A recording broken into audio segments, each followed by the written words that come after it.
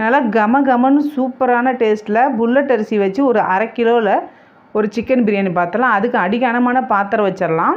இதில் ஒரு 100 ml எண்ணெயும் 2 டேபிள் ஸ்பூன் அளவுக்கு நெய் சேர்த்துட்டு பட்டை கிராம்பு ஏலக்காய் சேர்த்துடலாம். அதுக்கப்புறம் 200 கிராம் அளவுக்கு பெரிய வெங்காயம் சேர்த்துட்டு கோல்டன் கலர் ஆனதுக்கப்புறம் 75 கிராம் இஞ்சி பூண்டு பேஸ்ட்டு சேர்த்துட்டு 1 டீஸ்பூன் மிளகாத்தூள் 1 டீஸ்பூன் காஷ்மீரி மிளகாய் சேர்த்துட்டு அதுக்கப்புறம் 200 கிராம் தக்காளி ஒரு 3 பச்சை மிளகாய் சேர்த்துட்டு நல்லா வதக்கிட்டு இது கூட புதினாவும் மல்லியும் சேர்த்துட்டு இது கூட வந்து ஒரு 100 கிராம் அளவுக்கு தயிர் சேர்த்துட்டு அரை கிலோ சிக்கன் தேவையான அளவுக்கு உப்பு சேர்த்துடலாம். இப்போ சிக்கன் வந்து நல்லா வேகட்டும்.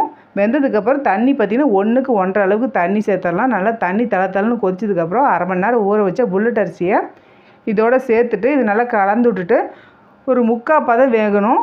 இப்போ வெந்துருச்சு பாருங்கள். இப்போ க்ளோஸ் பண்ணிவிட்டு ஒரு தட்டு வச்சு மூடி கொஞ்சம் பாத்திரத்தில் தண்ணி வச்சு ஒரு 1/4 மணி நேரம் கழித்து எடுத்தால் சூப்பரான பிரியாணி ரெடி.